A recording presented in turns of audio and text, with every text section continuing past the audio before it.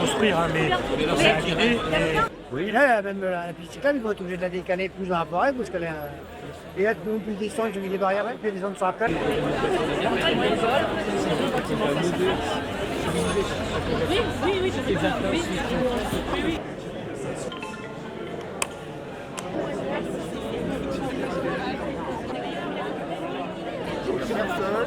On envisage de chasser la bécassine des marais encore et encore, alors qu'il reste plus que 60 couples nicheurs en France.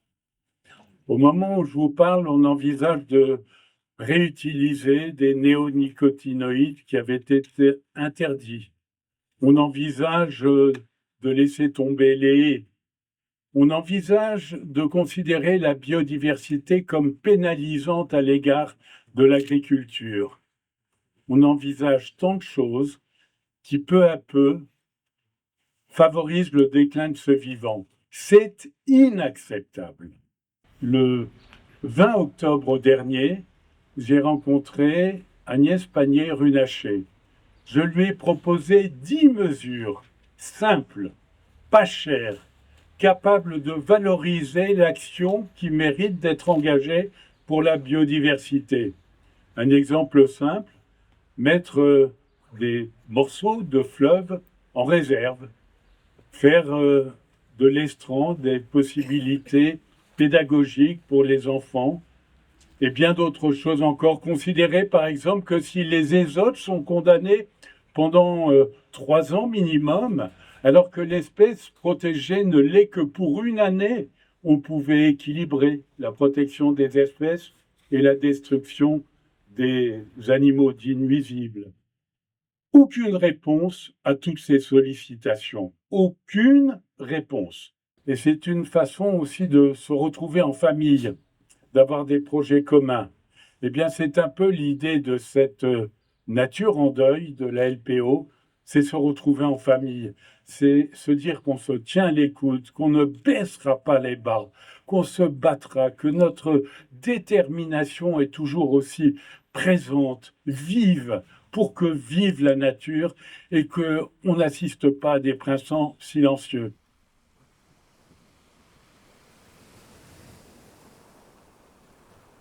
Hommage à tous ceux qui se battent dans l'ombre. Vous êtes le sang de la LPO. Voilà, vous êtes la force vive dont nous avons besoin et je tiens à vous en remercier à cette occasion. Voilà, tant de choses à vous dire, tant de choses à vous dire. Merci d'être en famille, même si on est d'horizons tous un peu différents, d'être en famille pour vivre l'essentiel, la préservation de la biodiversité. Merci. Vous décalez un tout petit peu plus sur le milieu. Voilà, parfait. Là, parfait. Très bien, parfait. Super. Tout le monde est prêt? Alors regardez bien les appareils photo.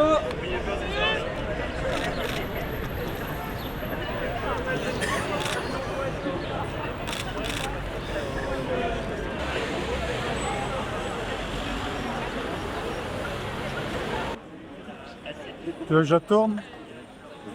J'ai pas pu faire mieux.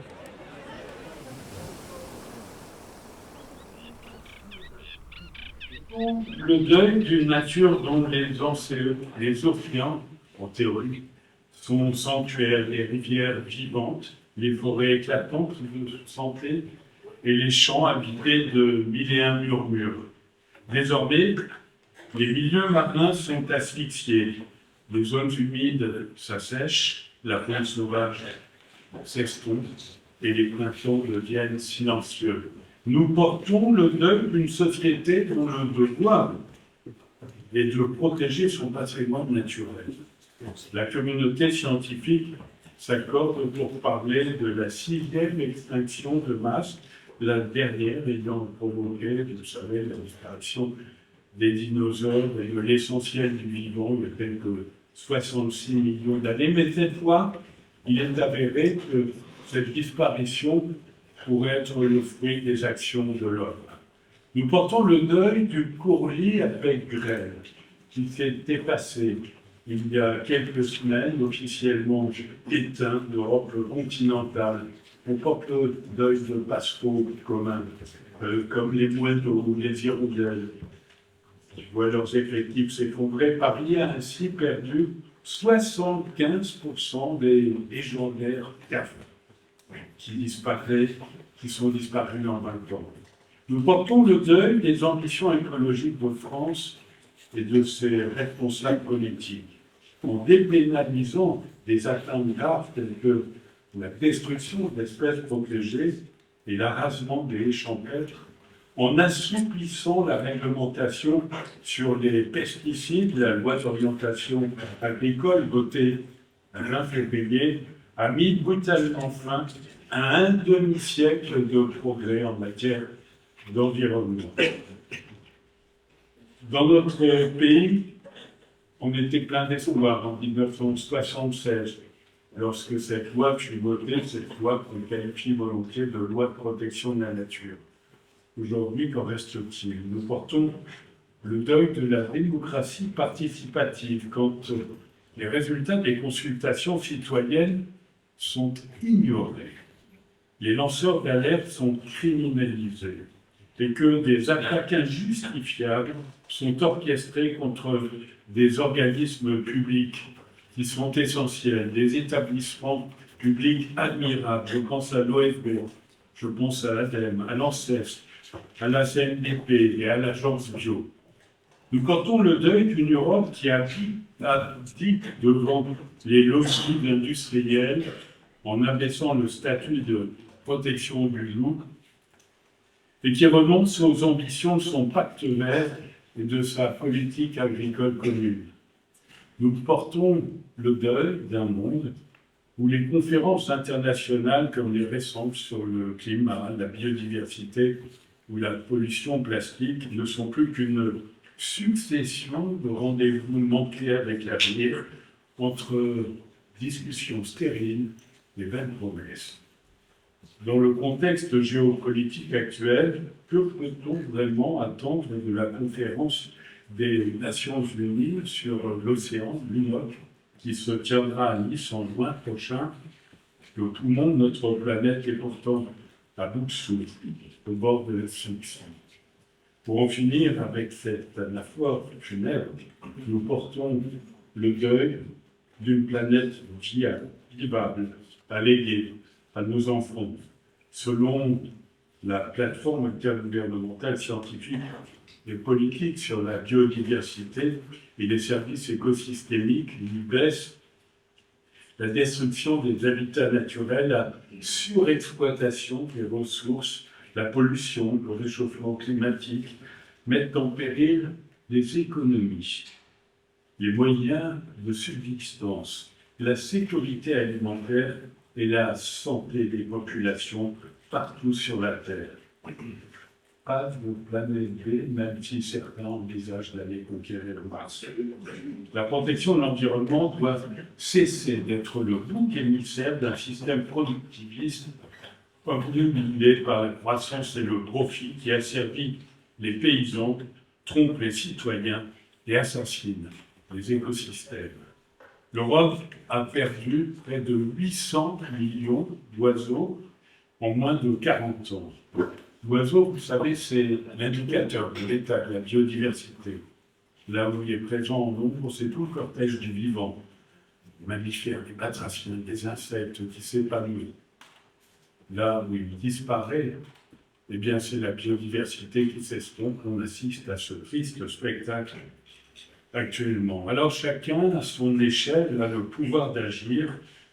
La nature peut s'apparenter à un phénix. Aujourd'hui, nous portons le deuil, mais nous conservons notre énergie, notre détermination à effacer le mépris, l'indifférence et l'ignorance. Car nous aimons cette nature et l'amour peut faire des miracles.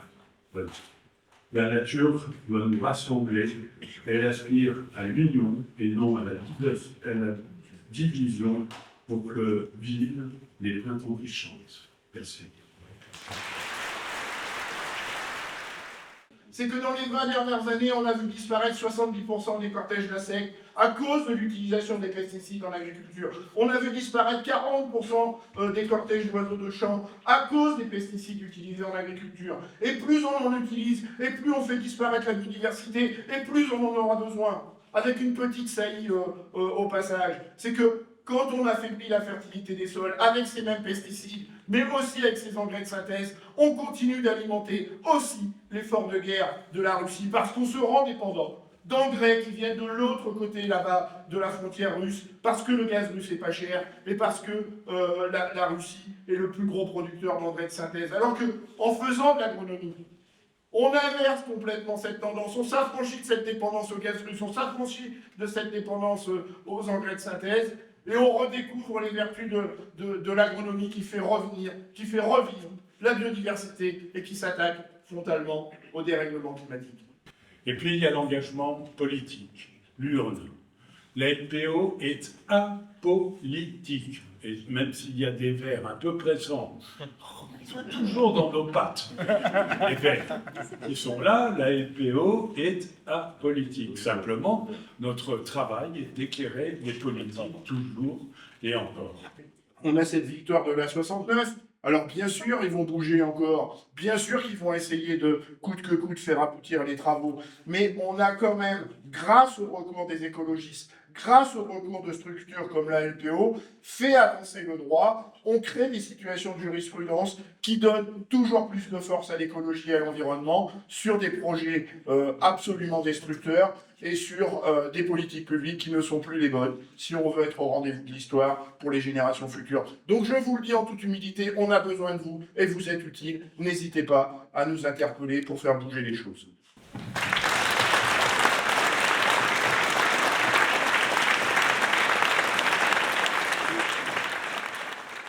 Aujourd'hui, en tant que citoyen, je pense, de soutenir, de coopérer, par exemple, soutenir la filière bio qui est fortement malmenée, travailler aussi au-delà de cette coopération à l'interdépendance, et je pense à l'interdépendance entre les humains, mais aussi à l'interdépendance entre les humains et la nature, avec qui il faut travailler aujourd'hui plutôt que de la détruire et de la combattre. Je vous remercie beaucoup de votre attention. L'agriculture biologique, ça vient d'être dit, a été relégué, notamment ces derniers temps, à finalement un sujet annexe. On ne serait pas des vrais professionnels quand on exerce l'agriculture biologique, on ne serait finalement que des doux rêveurs et des doux amateurs.